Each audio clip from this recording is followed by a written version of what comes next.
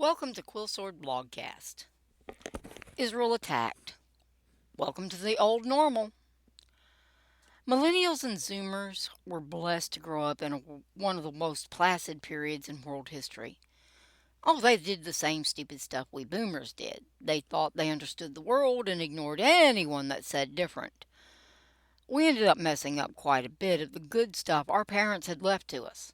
It comes as no surprise our young'uns have done the same. No pretense that the U.S. is perfect. But no new apologies for every mistake we ever made either. That's done.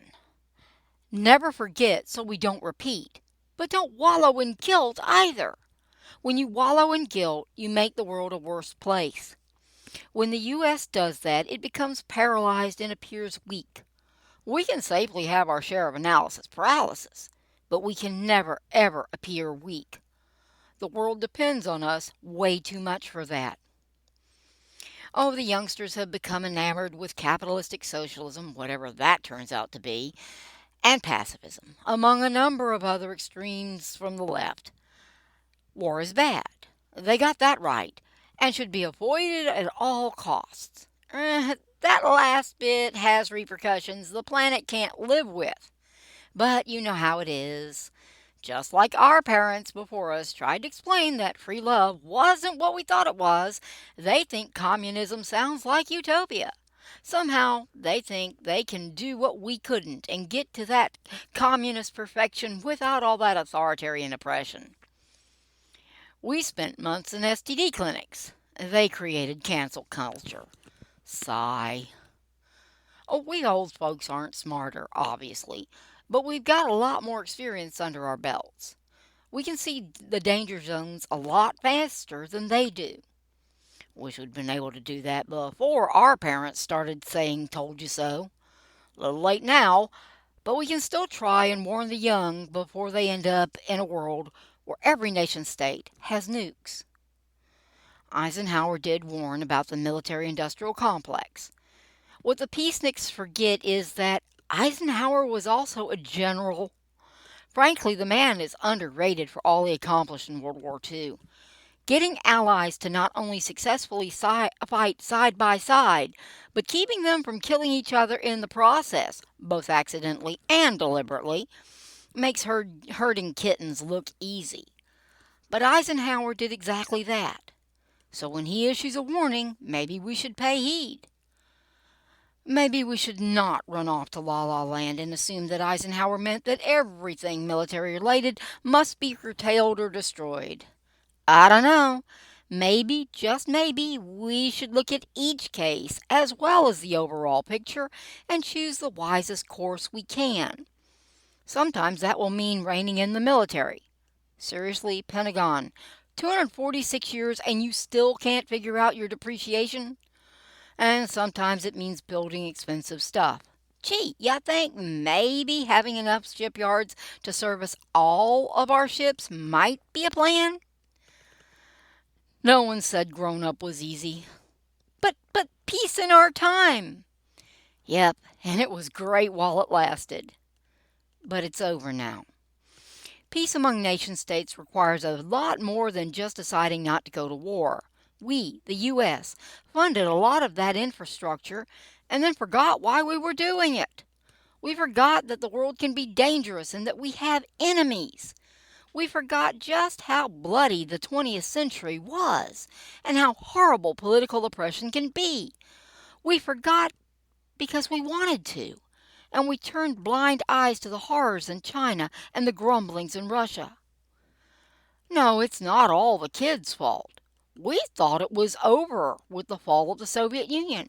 We boomers did the whole me generation thing on steroids, thinking we didn't have to worry about the rest of the world anymore. We could just send money after disasters and be done. Today's youngsters weren't the only naive ones. But they were the ones hollering about forever wars that were barely even wars, at least measured by 20th century standards. They were the ones that pulled the Democrats insanely left. And with help from more than a few old geezers living in academia and thinking they were still hippies and cool. Ultimately, they get the credit for the impetus behind Biden's disastrous pullout from Afghanistan. That one act of folly set in motion all the violence we see today. Oh, it's not directly causative. Pulling out of Afghanistan did not make Russia invade, but the correlation is direct and strong. 2 months later, Russia is massing on Ukraine's borders.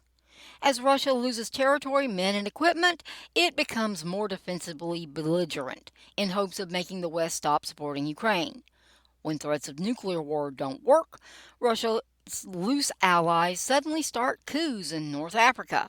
When that doesn't prove to be much of a distraction for the U.S., suddenly Russia's buddy Iran is backing a massive attack on Israel by Hamas. Gee, quite a coincidence. Not. The U.S. has sent the USS Gerald R. Ford, our most advanced aircraft carrier, to support Israel. Evidently, disrupting Biden's ice cream time makes him really cranky. In the meantime, because nation states can walk and chew gum at the same time, Congress is working on a massive package to Ukraine. It's in the early stages, so no idea what all will be in it, but I'd bet on attack'ems. Never annoy old men with nuclear footballs, no matter how often they take naps. Welcome, kiddos, to the world your parents and grandparents grew up in. On the bright side, we did manage to cut down by around 75% the number of nukes aimed at each other. On the not so bright side, Russia and China are both building up their nuclear arsenals. We did try to tell you the world wasn't all just nice people who misunderstand each other sometimes. Well, you'll just have to figure that one out for yourselves. Very, very fast. You no longer need to worry about saving the world from fossil fuels. You now need to save the world from itself. Without the U.S. Overwatch, that annoying job of being the world's policeman, it's too dangerous for most nation states to be without nukes. See, the tech is very old school. Literally, a high school kid can design a nuke. The two things that prevented nuclear proliferation were the high cost, refining uranium ain't cheap, and the fact that the U.S. could sanction you into the Stone Age. Only 2 nation states tried to push that point, and no one thinks either Iran or North Korea are doing great economically. But if the little guys don't have the U.S. to back them, their only hope is to have nukes of their own. Without the big bad U.S. playing world cop, tiny nation states like Israel can quickly get backed into a corner. Ask Armenia how well things worked when Russia stopped protecting them. Armenia isn't yet a member of the nuclear club, but Israel very much is. The U.S. is backing Israel as much to support our ally as to dissuade the other regional powers from getting involved. Why? It keeps the conflict conventional. If Lebanon, Jordan, and Egypt all pile on right now, Israel might very well decide that using nukes is its only means of survival. If the rest of the Middle East realizes it could end up in a conflict with a PO'd U.S., they will very likely decide to sit this one out.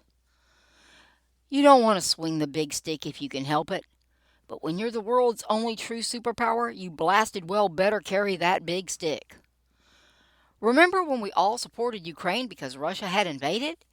Yeah, we still do, but time passes and priorities shift and Tucker Carlson does some dumb interviews.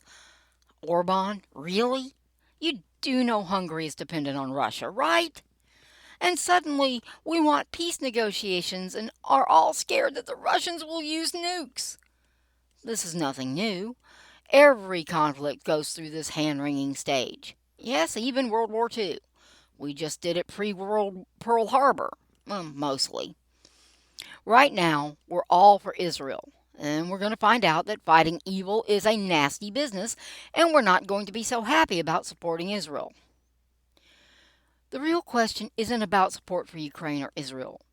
The real question is how dangerous a world do you kids want to leave to your kids? If we show weakness now, or worse, take our ball and go home, they will know a world where active use of nuclear weapons isn't something from an old World War II history book, but the horror being live streamed to their phones. This is what we are choosing right now. Choose wisely.